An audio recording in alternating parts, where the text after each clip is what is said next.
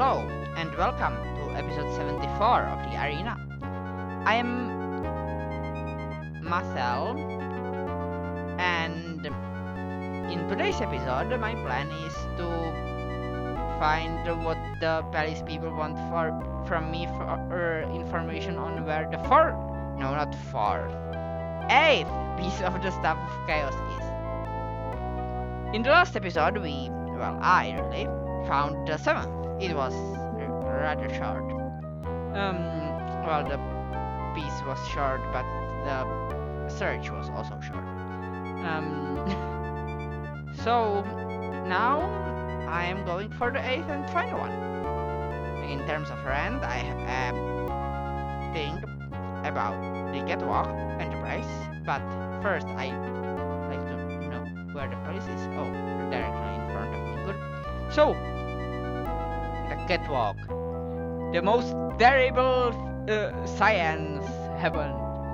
A neutronic wave front is approaching. Well, okay, neutrons are pretty dangerous at high speed, so that makes sense that it's dangerous. Apparently it's approaching at warp 7. Warp 7. That's about 30 times, or somewhat.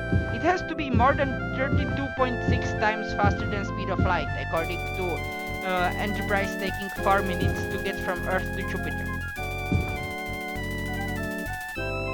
Because that's at warp 5, and that would be 32.6 times the speed of light, according to them. But now, what do we want? My name is King Kashyyyk. No, Kashyyyk. I have heard that you seek Dagot Ul, the legendary home of the Dwarven people. Perhaps we can help one another. I have in my possession the Anvil of Mathel, the greatest of Dwarven blacksmiths. Only one object was strong enough not to shatter when used to shape metal upon the anvil, the hammer of Garkan, or Garan. It is said that the ring of the hammer upon anvil speaks to the user, telling him the entrance to the mouth of Dagoth Ur. Why would it, I wonder? I think you're lying to me, Mr. King. With the raw metals present within the mountain, my blacksmiths will be able to fashion the finest weapons and armor in the realm. However, recover the hammer for me. It was supposedly lost in the dungeon known as the Black Gate to Mordor. No, to Mordor. I will show you where this dungeon can be found. You will be rewarded for this deed with the location of the entrance of Dagoth Ur. You can journey there and explore it to your heart's content. Do you agree? Yes, I do, Mr. King. You do me a great service, Mathel. One that I nor my people will easily forget. Come, here is the location of the Black Gate. King Kashyyyk inscribes the location of the Black Gate, home of the Hammer of Garkan, onto your map. Okay. See ya, Mr. King. So as I was saying, neutrons moving at warp speeds? Are they warping space by themselves? Well, obviously they are, as they are a mass part, as every neutron is a mass particle. But I find it questionable that they would do it enough to move at FTL speeds.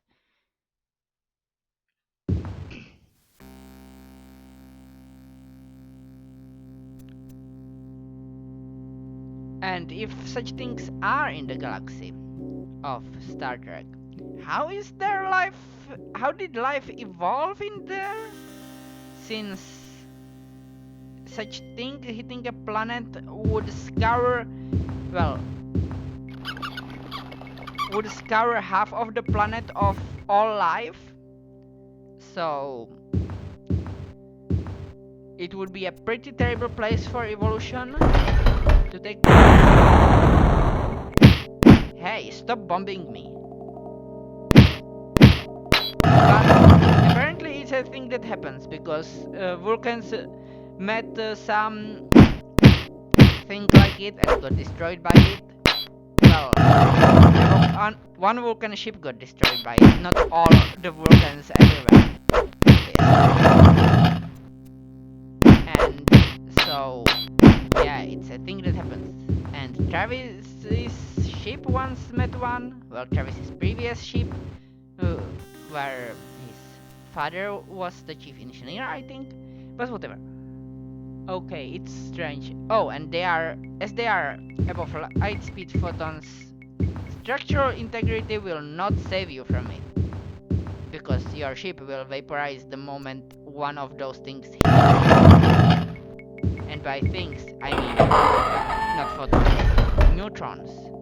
The moment one of those neutrons touches you, your ship will just vaporize. Rats. At least they aren't too dangerous.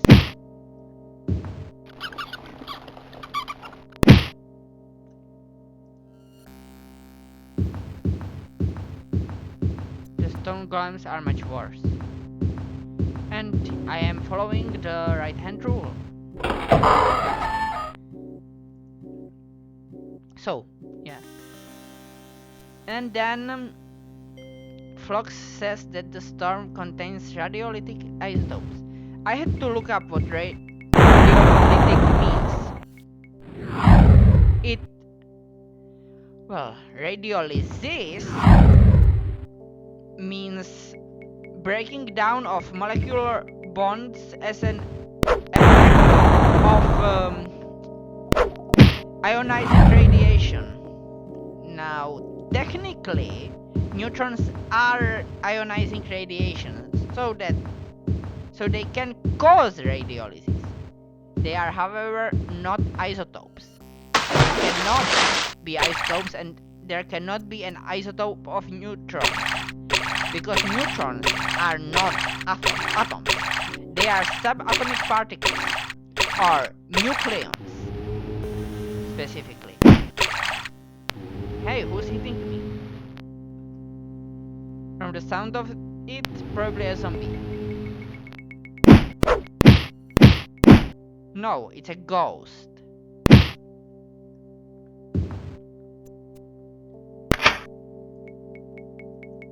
$69 gold and the dagger.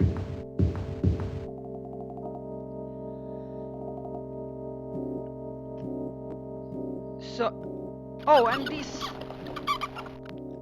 faster than light speed neutrons would totally cause radiolysis. Except they would also vaporize your ship, so your crew's molecules being split by the radiation would not have time to kill the crew.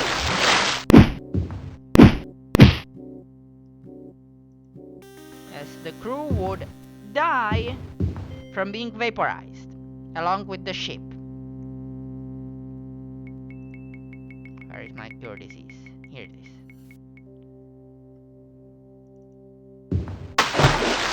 Nothing here except a bunch of rats. And this treasure which I can't pick up because there are rats. No, seriously. I can't pick up the treasure because there are too many rats in it.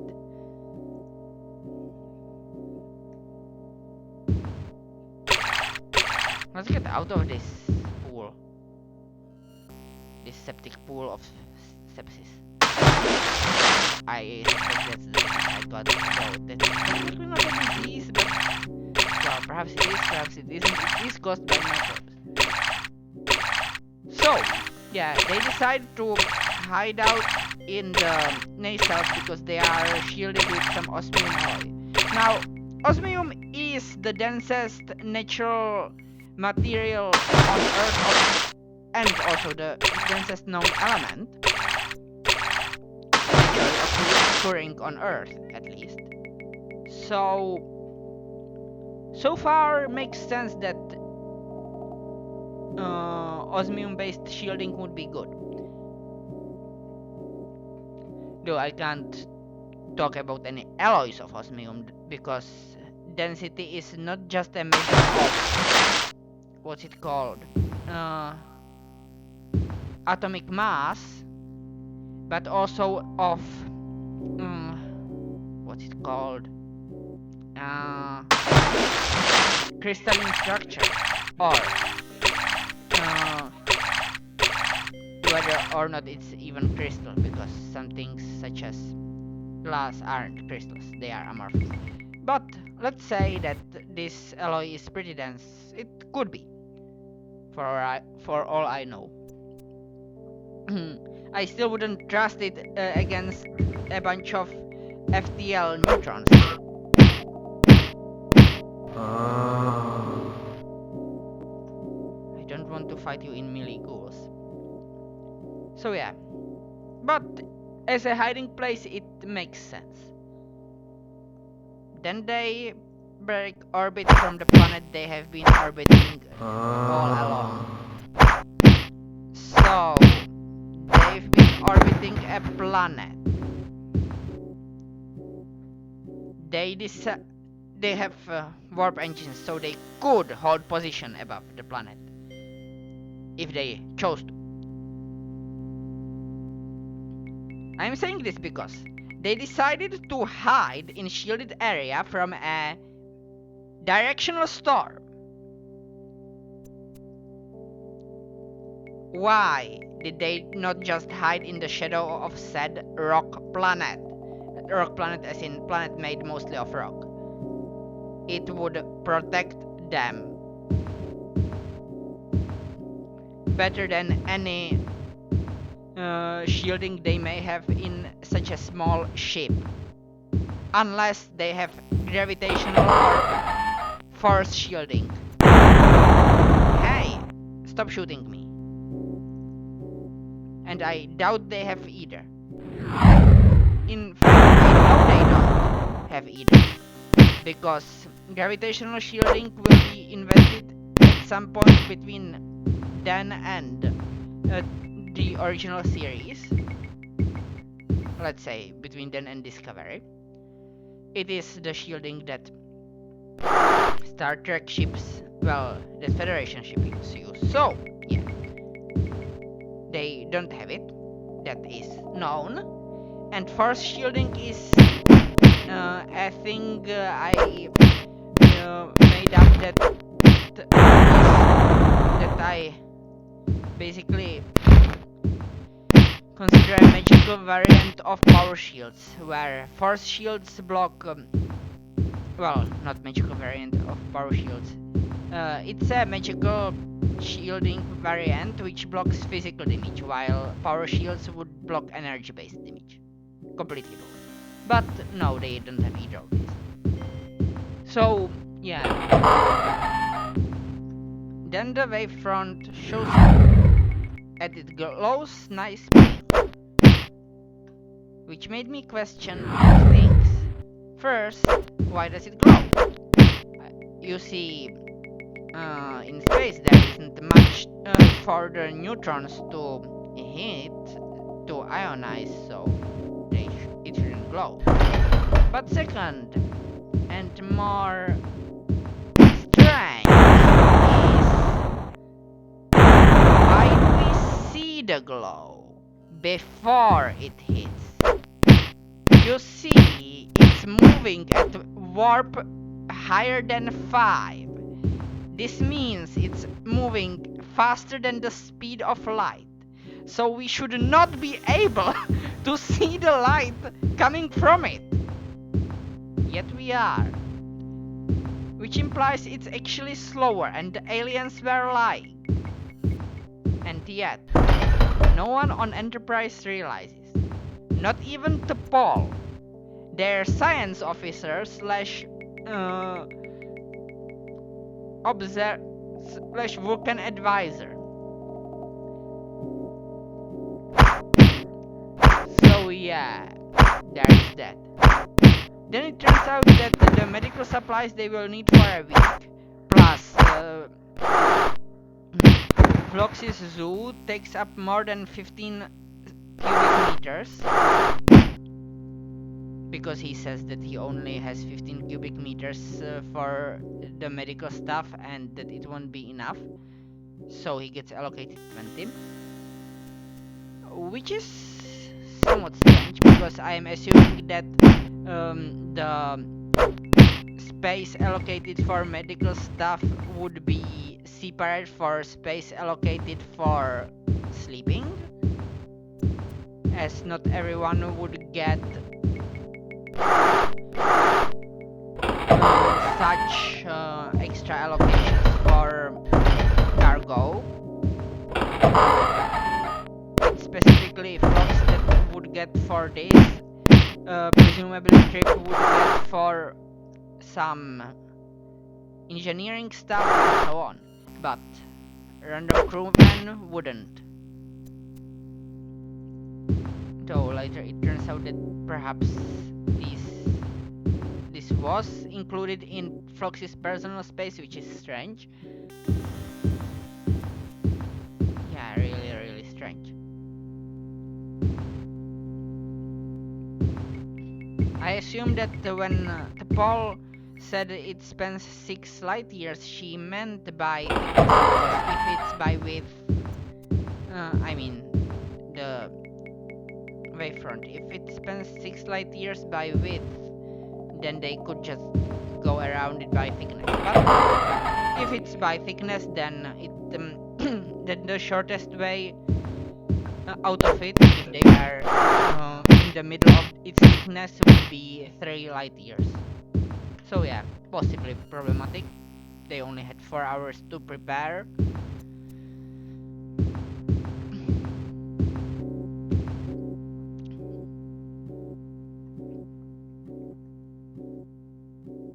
Oh, and then we see Malcolm,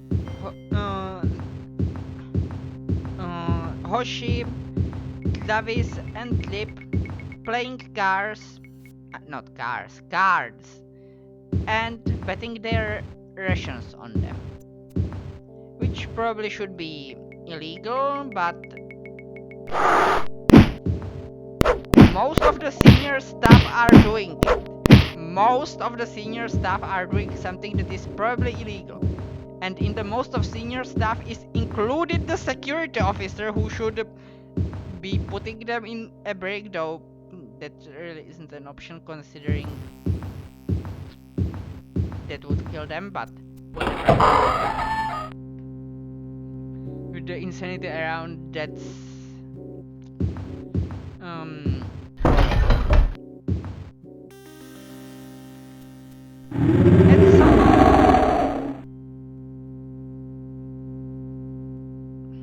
at some point the aliens complain that they have trouble digesting the food. That's entirely plausible. So yeah, okay.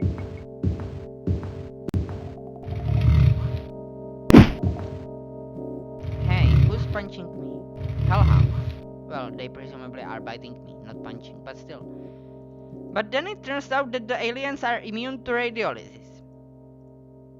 Radiolysis from the neutrons, which would kill... Well, radiolysis from this radiation. At this point it's clear that it's not regular neutrons. Because, really, it doesn't behave like neutrons. So... they are immune to radiolysis by this radiation, while Enterprise crew, humans, one Denobule and one Vulcan, are not. This means that they are not based on the same molecules, which means they are not even carbon based. No wonder they have trouble with the a human chef or chef.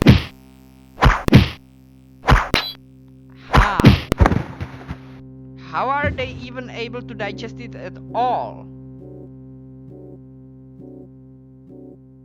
I have no idea. Wait, why am I not fully healed? But that's it for the episode. Then there are just regular things that aren't flagrant violations of the laws of physics, or are possible to explain away with science fiction.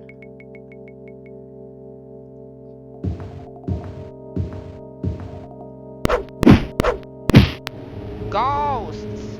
Ghosts away!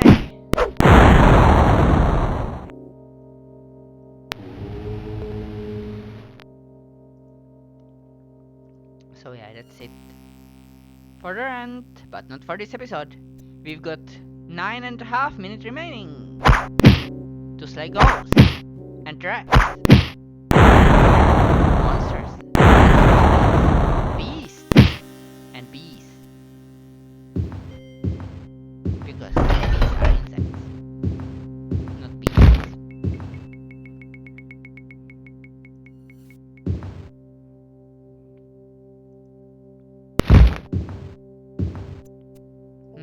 Sounds like homunculum. I should prepare with resist shock.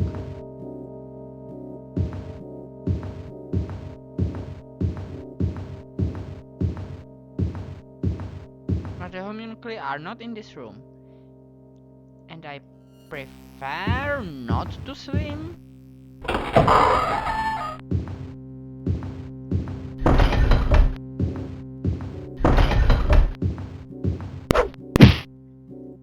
Hello. Go back to Hell's Canal.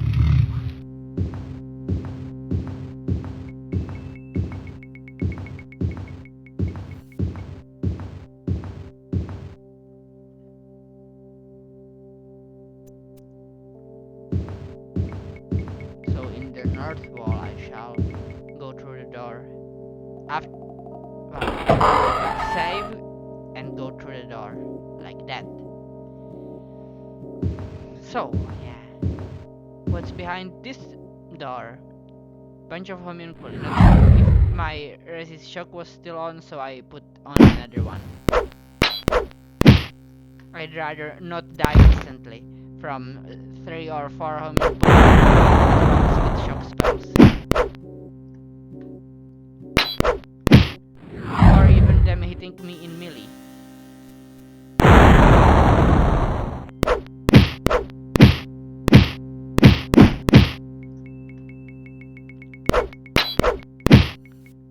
And this one is dead too.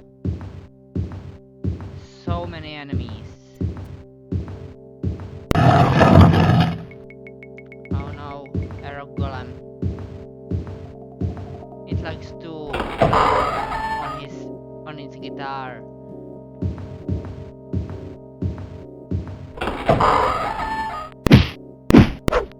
Hello, Wraith. Time to join your parents. Presumably they are dead too at this point, though perhaps they are, which would mean I was bringing them back to life.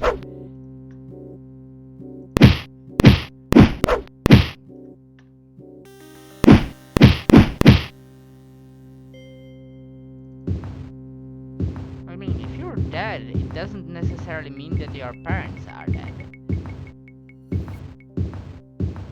Though it is a sad thing for a child to die before their parents. That doesn't mean you should kill someone's parents before you kill them. That means that you should kill no one. Especially not a child, but preferably no one at all. Unless it's in self-defense, of course. False door. False wall, which is a door. I'd prefer not to sleep. Hopefully I will not be forced to explore the entirety of this floor, and the next, and the next, and the next. Hopefully I said the correct number of floors, because there probably will be 4. Though there could be more more or fewer? Well, no, there probably isn't more, but there could be fewer.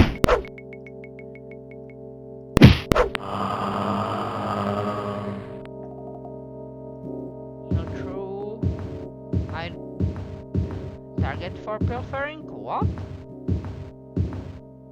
I don't think I want to pilfer anything. Is this the door? No, it's not. That is the door. And that is another door.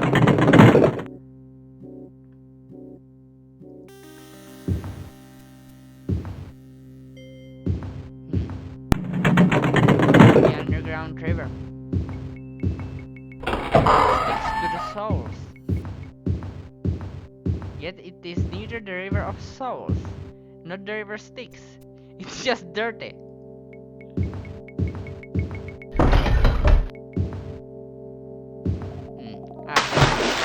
Will be faster. And I know what is on the other side.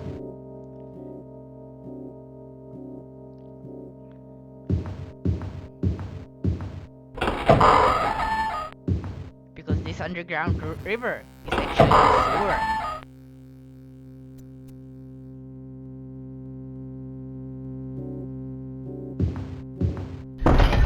In the south of this room. A troll. He wants to gut me like a fish. I can't rest because it's another troll. Too many trolls. That's worse than too many cooks. Too many cooks will just destroy your meal with too many trolls will turn you into their meat. Well, meal.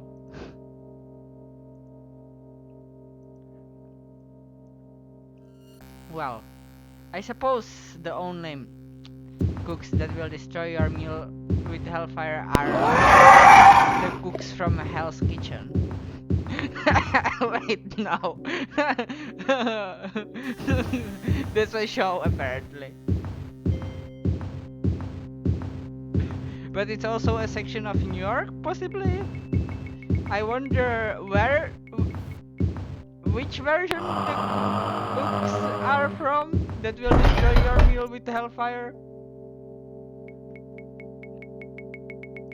Let's say left-hand path for now. I know by taking one and the other, I am taking neither actually. But I know there is the wall of the dungeon south of this room, so there shouldn't be much to explore. And I am not taking the tunnel. I know it's there, I'm just not taking it. I'll continue this path.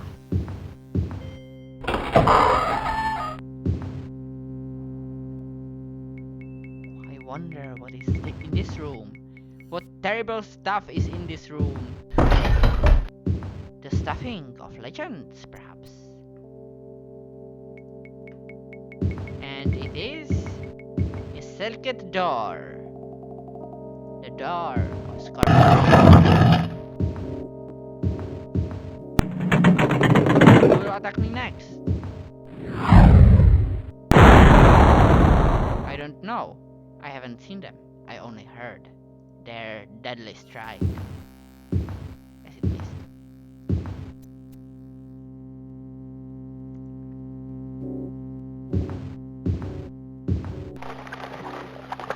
Skeletons. And a homunculus who appears right next to me. It must have been Jagarthorn teleporting him onto my head.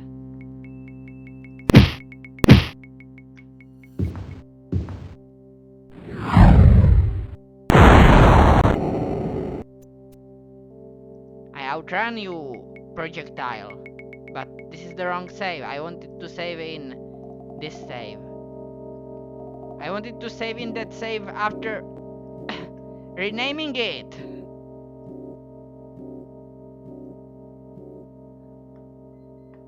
And that's the end of the episode apparently. Well, okay. That's that for episode 74. See you in episode 75. Goodbye.